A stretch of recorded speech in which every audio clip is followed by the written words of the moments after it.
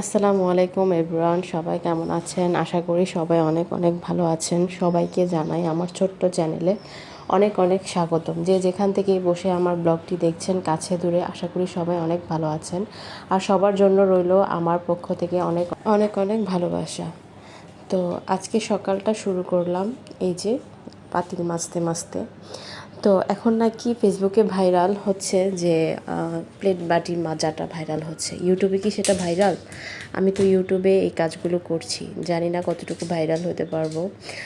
যাই হোক, মজা। আপনারা যে যেখান থেকে বসে আমার ব্লগটি দেখছেন, প্লিজ আপনাদের কাছে একটা অনুরোধ থাকলো, ভিডিওটি দেখার পরে একটা লাইক দিবেন এবং ভালো একটা কমেন্ট করবেন এবং সাবস্ক্রাইব করে আমার পাশে থাকবেন। তো আমাদের আশেপাশে কিছু কিছু মহিলার এমন বাজে অভ্যাস আছে। ধরেন কেউ আপনার বাসায় গেল বা আপনি তার বাসায় গেলেন, সে আপনার একটা ভাব করবে সে অনেক পরিষ্কার আর আপনি হচ্ছেন অনেক খাচ্চর। যেমন আপনি তার বাসায় গেলেন, সে শুধু বিছানায় ঝাড়ু দিবে, বিছানায় গুছাবে, ঘর ঝাড়ু দিবে, খুব পরিষ্কার, মানে আপনাকে বুঝাবে ওই মহিলার মতন পরিষ্কার এই জগতে আর কেউ নেই। আপনি যেখানে বসছেন সেখানে নাপাক হয়ে গিয়েছে, যে গ্লাস দিয়ে পানি খেয়েছেন সেটা নাপাক হয়ে গেছে, সেটা শুধু ধুতেই থাকবে ধুতেই থাকবে, এত পরিষ্কার। আর সে যদি আপনার বাসায়ও আসে তবুও শুধু আপনার মানে ভুলই ধরবে, আপনার এটা পরিষ্কার না, ওইটা পরিষ্কার না, ওইটা পরিষ্কার না, এগুলিই করবে। এগুলো বেশি করে হচ্ছে ওইসব মহিলারা, মধ্যবয়সী কতগুলো মহিলা থাকে যাদের ছেলে মেয়ে বড় হয়ে গিয়েছে। এখন আর কি কাজ, এখন তো শুধু ঝাড়ু দেওয়া মোছা, ঝাড়ু দেওয়া মোছা, এই কাজ ছাড়া তো আর কোনো কাজ নেই। আর একজন ইয়ং মহিলার যখন মানে মেয়ের যখন বিয়ে হয়, ছোট বাচ্চা থাকে, তারা তো এতবার মুছতে পারে না, এতবার ঝাড়ু দিতে পারে না। তো তাদের মধ্যবয়সী মহিলাগুলোকে দেখবেন নামাজ কালামের কোনো টাইম নেই, নামাজ কালাম পড়লে পড়ে, না পড়লে নাই, কোনো সময় নেই, কিছু নাই। মানে এমন একটা ভাব করবে তাদের কাছে কাজই সব, আর দুনিয়ার সব কাজ করে সে উল্টায় ফেলছে। দুনিয়ার পরিষ্কার, দুনিয়ার কাজের মহিলা হচ্ছেন উনি, আর সবাই হচ্ছে অপরিষ্কার। আর নামাজ কালাম টাইম মতন পড়েন, আল্লাহ তো বলেছেন সময় মতন নামাজ কায়েম করো। তো নামাজই যদি না পড়ে তাহলে ওই মহিলার ভিতরে ঈমান কতটুকু আছে? আশেপাশে এসব মহিলাদের অবস্থা দেখতে দেখতে আসলে অনেকটা হাঁপিয়ে গিয়েছি। এসব কোন যুগের মহিলা? ওরাও তো একসময় এই সময়টা পার করে এসেছে, তখন ওরা কি করেছে?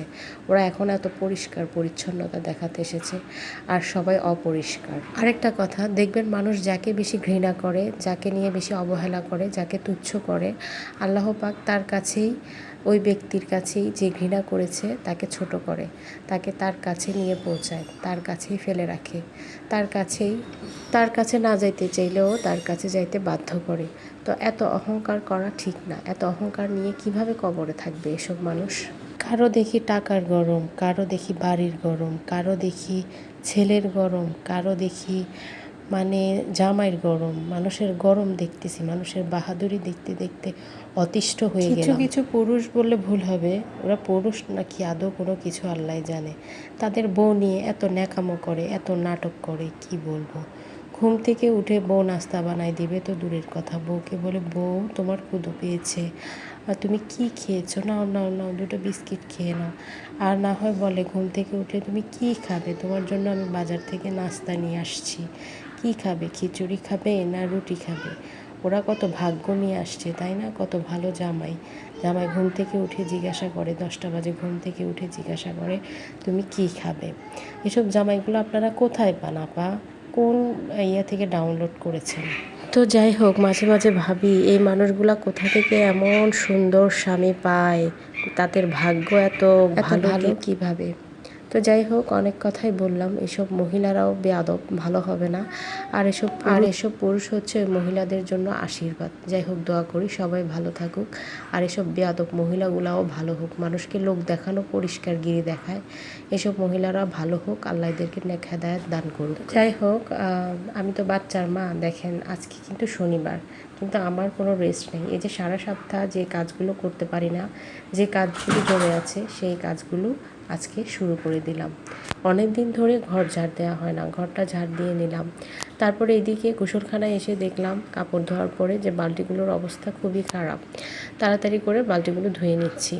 তারপর ওইদিকে বাথরুমটা পুরো মেজে পরিষ্কার করে ফেলি। তারপর আবার দেখি যে আবার কতগুলো কাপড় জমেছে, ওই কাপড়গুলো ধুই।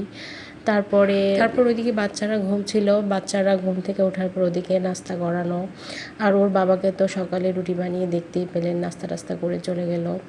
তারপর রান্না কি করব সেটাও ভাবছিলাম, আর এদিকে কাজও করছিলাম, বাচ্চাদেরকে দেখছিলাম, বাচ্চাদেরও তো কত কিছু লাগে, ওইগুলা মেনটেন করা। কি বলবো, গৃহিণীদের কোনো ছুটির দিন নেই। আজকে কি ছুটির দিন? আজকে ছুটির দিন না। বাচ্চার মায়েরা ভাবছেন আজকে ছুটির দিন, সময় কাটাবেন। সংসারের দিকে তাকিয়ে দেখেন কি অবস্থা। যেমন আমার সংসারের অবস্থা, আমার মনে হয় যেসব মায়েরা ছোট বাচ্চা নিয়ে স্কুলে যায় সবার একই অবস্থা। পর এখানে দেখছিলাম যে একটা দাগ বসে গিয়েছে টাইলসের উপরে, তো এগুলো পরিষ্কার করতে আজকে অনেক কষ্ট হয়, পুরো আমার হাতটা ব্যথা হয়ে যায়। আর আমাদের এই বাসাটা একটু পুরনো বাসাই, তো টাইলসগুলোও একটু পুরনো, তো যতই পরিষ্কার করি না কেন মানে ওরকম সাদা ধবধবে তো হবে না, যেহেতু এগুলো পুরনো টাইলস। তো আমি যতটুকু পারি পরিষ্কার করে রাখি। এখানে তো একটা কর্নার দেখাচ্ছি, আমি পুরো বাথরুমে পরিষ্কার করি, প্রত্যেকটা কোণা পরিষ্কার করি, এবং এটা আমাকে প্রত্যেক 2 দিন পর পরই করতে হয়, কারণ না হলে বাথরুম পিচ্ছিল হয়ে যায়, ওখানে পা রাখা যায় না। যেহেতু আমার ছোট ছোট বাচ্চা আছে, বাচ্চারা বারবার ওয়াশরুমে যায়, আমরা যাই, যে কোনো সময় একটা দুর্ঘটনা ঘটতেই পারে। তো ওগুলো করার পরে তারপরে এইদিকে আমার পাপোশটা ভিজিয়ে রেখেছিলাম, যেটা ওয়াশরুমের সামনে থাকে, তো ওইটাও ধুয়ে দিলাম। আর এটাতে এত ময়লা হয়েছে কি বলবো, বলার মতো না। তো বললাম না আজকে সব কিছু ধুয়ে দিয়েছি, আজকে অনেক কিছুই ধুয়ে দিয়েছি। তো এদিকে ধুতে ধুতে আবার দেখলাম যে রোদ আছে কি না, তো এগুলো ধুয়ে যখন দেখলাম ভিজে গিয়েছি, তারপর গোসলটা সেরে নিলাম। গোসল করে এসে এই যে কাপড়গুলো দিয়ে নিচ্ছিলাম ছাদে। তো যে যেখান থেকে বসে আমার ব্লগটি দেখছেন সবার কাছে একটা অনুরোধ থাকবে, প্লিজ লাইক অ্যান্ড সাবস্ক্রাইব করবেন এবং একটা ভালো কমেন্ট করে আমার পাশে থাকবেন। আর যারা নেগেটিভভাবে নিচ্ছেন নেগেটিভভাবে নিতে থাকেন, এখানে আমি কোনো অবৈধ কিছু করছি না, এখানে আমি আমার সংসারে যে কাজগুলি সেই কাজগুলোই আমি আপনাদের সাথে শেয়ার করছি। আর এরকম ডেলি ব্লগে এগুলিই দেখাবে। ডেলি ব্লগে কি আমি সারাদিন যা করছি তাই, তো এখানে তার অন্য কিছু থাকবে না। তো এইদিকে গোসল সেরে এসে বিছানা টিছানা গোছানো হয়নি, মানে অন্য রুমের বিছানাটা, আমার রুমের বিছানাটা গুছিয়ে নিলাম। তারপরে এখানে এটাকে কি বলে, আমরা তো কৈঠা বলি, আবার অনেকে চিচিঙ্গা বলে, তো ওটাকে কুটে নিচ্ছিলাম। এটা আজকে ডিম দিয়ে ভাজি করব, আর কালকের অল্প ডাল ছিল, তো ভাবলাম আজকে আর বেশি কিছু রান্না করব না। আর বাসায় একটু আগের লুকটা, সেটা অনেক আগের মাছ ছিল, তো আজকে ওটা বের করে তো আজকে রান্না করেছিলাম, কিন্তু ওটার স্বাদটা ওই আগের মতন পাইনি, কেমন যেন একটা স্মেল আসছিল, জানি না কেন মানে স্মেল। তো যাই হোক, রান্না তো করেই ফেলেছি, আর অলরেডি আমি খাবারটা খেয়ে ফেলেছি দেখেই তো বলতে পারছি আপনাদের সাথে, তাই না? তো মাছটা কিন্তু অনেক সুন্দর করে রান্না করেছি, তো হয়তো এটা আগের ছিল দেখে একটু ব্যাড স্মেল ছিল, মানে একটা কেমন যেন একটা গন্ধ হলো এটা মাছের, ওই গন্ধটা ছিল, তো কিছুই করার নাই। আর যারা পরিষ্কার আপুরা আমার ব্লগ দেখছেন তারা নাক ছিটকাবেন না, আমি গরিব মানুষ, আমার খাবার দাবার এরকমই। আর আপনারা যারা বড়লোক তারা আমার ব্লগ থেকে দূরেই থাকুন, আর এখানে আমাকে সামনাসামনি দেখে ব্যাড কমেন্ট করারও কোনো প্রয়োজন নেই। তো যাই হোক, ব্যাড কমেন্ট করলে করেন, সেটা আপনাদের ব্যক্তিগত ব্যাপার। এসব এত কথা কানে নিলে তো আমি চলতে পারবো না, তাই না? একটা আপু কমেন্ট করে সুন্দর করে আমাকে বলেছে যে অনেকে অনেক কথাই বলবে, এত কথা কানে নিলে আপনি চলতে পারবেন না। আসলে সত্যি কথা, এত কথা কানে নিলে আমি সামনে এগোতে পারবো না। তো যাই হোক, এই যে লইট্টা মাছটা রান্না শেষ, লাস্টে ধনিয়া পাতা দিয়ে দিলাম, আর এদিকে চুলাতে ভাতও বসিয়ে দিলাম।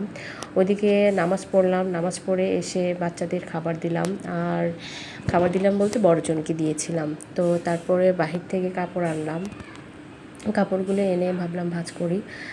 এগুলো ভাঁজ করার পরে ছোটো বাচ্চাটাকে খাবার খাওয়ালাম, তার ফাঁকে তো ওদেরকে গোসলও করিয়েছি, যখন আমি গোসল করি তারপরে পরেই। তো যাই হোক, তারপর ওদেরকে খাবার খাওয়ালাম, ওদেরকে খাবার খাওয়ানোর পরে তো আবার কাজ থাকে, খাবার খাও প্লেট ধো, খাবার খাও প্লেট ধো, আবার রান্না করো প্লেট ধো, এগুলিই তো বারবার কাজ, তাই না? বিছানা পরিষ্কার করো, টেবিল পরিষ্কার করো, শুধু পরিষ্কারই করো। তবুও একদল লোক বলবে কি যে আমি খাচ্চর, আমি পরিষ্কার না, আমি কাজ পারি না।